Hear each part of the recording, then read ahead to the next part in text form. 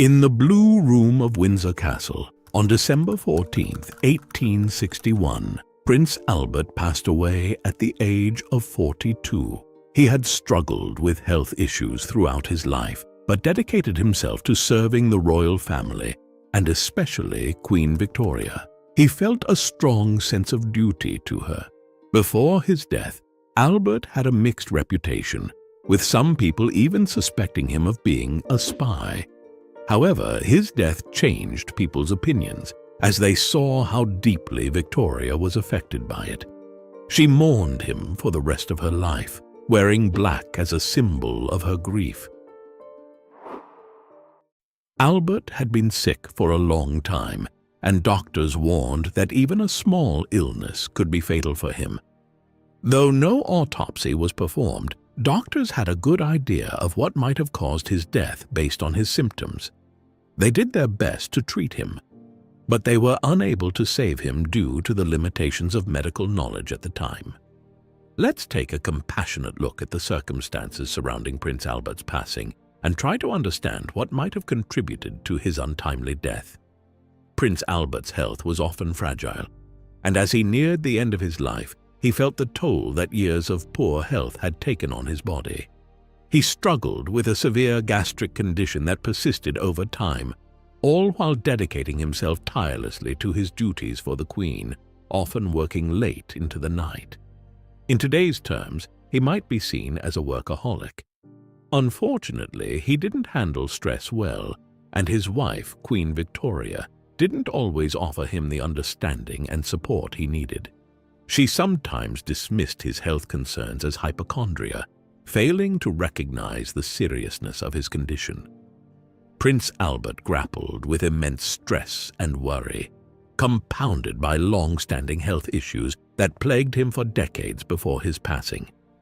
As a child, Prince Albert frequently fell ill with various illnesses and colds that lingered longer than usual, affecting both his lungs and his ability to speak. Doctors noticed that he was generally unfit, tiring quickly during exercise, and often seeming on the brink of collapse even after light workouts. This raised concerns about potential issues with his lungs or heart. However, his most persistent problem was a stomach ailment that caused him significant discomfort. Even in his teenage years, Albert struggled with chronic fatigue and a noticeable lack of strength.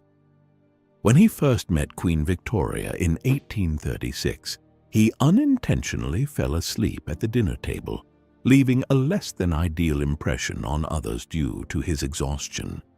He also dealt with dental issues, including toothaches and inflamed gums, along with bouts of dizziness and fainting spells. Even traveling by water made him seasick quickly, highlighting his overall frailty.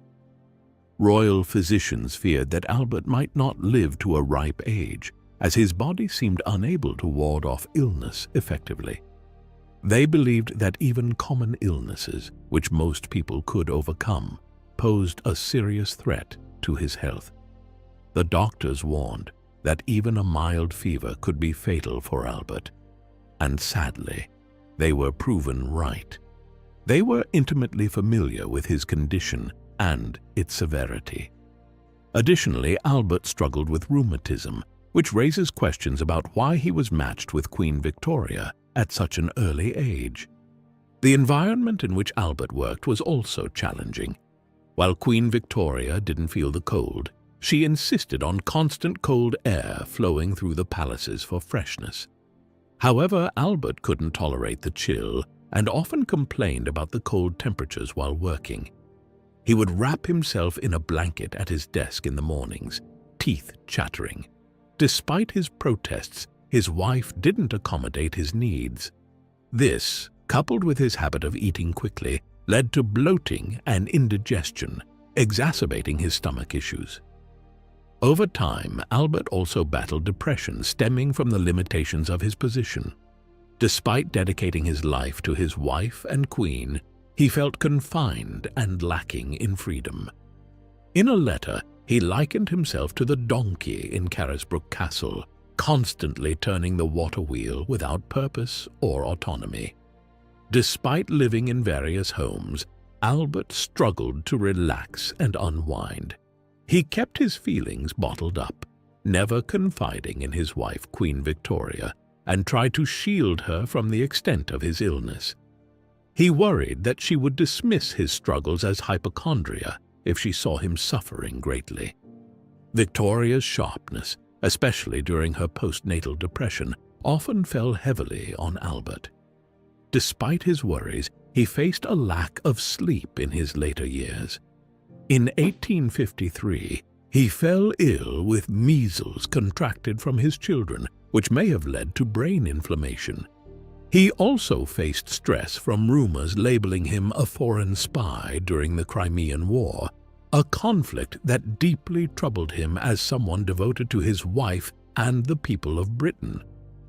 Despite his declining health, Victoria urged him to keep working despite his extreme tiredness. By 1861, Albert battled depression, stomach cramps, and other health issues, sensing his impending death. Doctors suspected that Prince Albert had contracted typhoid fever, an illness caused by Salmonella typhi bacteria. This condition typically presents symptoms such as headaches, body aches, fatigue, coughing, a high and worsening fever, and gastrointestinal issues like stomach pains and diarrhea. According to the doctors, these symptoms matched those that led to Albert's death. On December 9, 1861, royal physician William Jenner diagnosed Albert with typhoid fever. Sadly, within the following 5 days, Albert passed away while resting in the Blue Room at Windsor Castle, surrounded by Queen Victoria and 5 of their children. At just 42 years old, Albert's fever intensified in his final moments, and his complexion darkened. He developed spots on his abdomen, experienced delirium, and struggled to breathe. Despite his worsening condition, Queen Victoria held hope for his recovery. Taking a modern approach to Albert's death, some speculate that his lifelong stomach issues may have been misdiagnosed, and tuberculosis is among the alternative diagnoses considered. Today, Prince Albert might have been diagnosed with Crohn's disease, a condition whose symptoms align closely with what he endured throughout his life, including his final days. Even his skin swelling and reddening could be indicative of Crohn's. Stress often exacerbates Crohn's symptoms, and Albert, burdened with immense stress, likely experienced worsened symptoms. Victoria's mother's recent death and rumors about their son's affairs only added to the strain on Albert and his wife. Unfortunately, Crohn's disease wasn't understood or diagnosable during Albert's time, and doctors had limited knowledge about it. Consequently, they often misdiagnosed it as typhoid fever. Treatment options were scarce, leaving sufferers like Albert without relief. After Albert's passing, there was widespread sympathy for Queen Victoria, highlighting how deeply his death affected her. Many recognized the profound impact of losing her husband.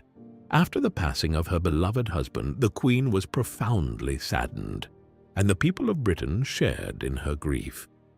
Victoria found it immensely difficult to come to terms with her loss, holding on to memories of Albert so dearly that his living quarters remained untouched across all their residences. She went as far as ensuring his room was tended to daily, with fresh linens and towels, and even had hot water brought to his bedside each morning. 9 days after his passing, Albert's funeral took place. The nation mourned deeply, with sermons delivered across churches on the profound loss suffered by the British people. The ceremony, held with the dignity befitting his esteemed position and public service, saw the solemn interment of Prince Consort's remains in the Chapel Royal of St. George's, Windsor, alongside England's monarchs of old. The funeral proceeded within the solemn walls of St. George's Chapel, a hallowed space where the remains of King Henry VIII and numerous other members of the royal family rest. As per the explicit wishes of the late royal, The funeral was conducted with simplicity and privacy, yet it was attended by dignitaries from across the realm, all gathered to pay homage to his memory. Throughout the nation, expressions of grief and mourning were palpable, as every corner reflected the profound loss felt by the people. Windsor itself seemed draped in sorrow, with closed shops, drawn blinds, and deserted streets, where those who ventured out were clad in deepest mourning attire. The tolling of Windsor Castle's great bell, along with somber peals from St. John Church, punctuated the day, while services were held at the parish church of Clewer and St. John, observed with utmost solemnity throughout the royal borough. The weather, mirroring the somber mood, enveloped the scene with a chilling, damp atmosphere under a heavy leaden sky, intensifying the prevailing sense of grief. Few inhabitants of Windsor ventured to witness the procession, which was closely overseen by the royal family, rather than passing through public thoroughfares. A guard of honor, composed of the Grenadier Guards, stood vigil at the entrance of the chapel, a duty once held by Prince Albert himself, who was their colonel. They presented a solemn sight, draped in deep military mourning attire, with scarves, swords, and capes adorned with knots and rosettes. In the home park, a troop of horse artillery was stationed, beginning a somber tribute with minute guns firing as they slowly advanced from the long walk towards the castle gates, marking the conclusion of the ceremony. Ministers, officers of the Queen's household, and other esteemed guests who had been invited to attend the ceremony arrived at Windsor via a special train from Paddington. Carriages awaited them at the station, ferrying them to the Chapel Royal, where they began to gather shortly after 11 o'clock. Notable figures like the Earl of Derby, the Archbishop of Canterbury, the Earl of Russell, and the Duke of Buckingham were among the early arrivals, ushered in by officials to their designated seats in the choir. Meanwhile, a select few spectators admitted to the lower ward of Windsor observed the solemn proceedings from the periphery.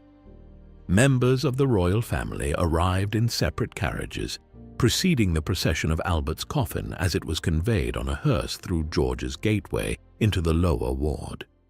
Numerous members of the royal family, including European monarchs, gathered inside the Chapel Royal, positioned near the entrance to await the arrival of the coffin. A ceremonial gun fired in the distance, signaling the approach of the funeral procession. The mourning coaches, followed by one of the Queen's carriages drawn by 6 horses and attended by servants, made their way towards the chapel. Soon after, Queen Victoria herself arrived, prepared for the somber occasion, just as Albert's coffin was poised to be brought inside the chapel. The funeral, described as intimate and free from ostentation, unfolded with a deeply personal touch. Following the service's conclusion, the coffin was reverently lowered into the royal vault situated beneath the floor of the choir in St. George's Chapel. After being held within the royal vault for a year, the coffin was then transferred and laid to rest within the Royal Mausoleum at Frogmore. This location held great significance for Victoria and Albert, as it had been intended as their final resting place. The mausoleum, completed in 1871, fulfilled this purpose. Decades later, following Victoria's passing, she was interred beside her beloved husband. Their sarcophagus occupies the central position within the mausoleum, featuring an effigy depicting Victoria and Albert in death, perpetually together for eternity. The funeral of Prince Albert was notably subdued and understated. During his lifetime, he didn't command widespread affection among the British public. However, following his passing, there was a notable outpouring of sympathy towards Queen Victoria, who was deeply affected by the loss. Victoria, who remained unmarried for the remainder of her life, endured a prolonged period of mourning for her beloved Prince Albert, a commitment that persisted until her own passing many years later. In death, the royal couple found unity once more, both laid to rest in the royal mausoleum in Frogmore. Today, it's likely that Prince Albert would have been diagnosed with Crohn's disease, benefiting from the advancements in medical knowledge surrounding this condition. Thanks for watching.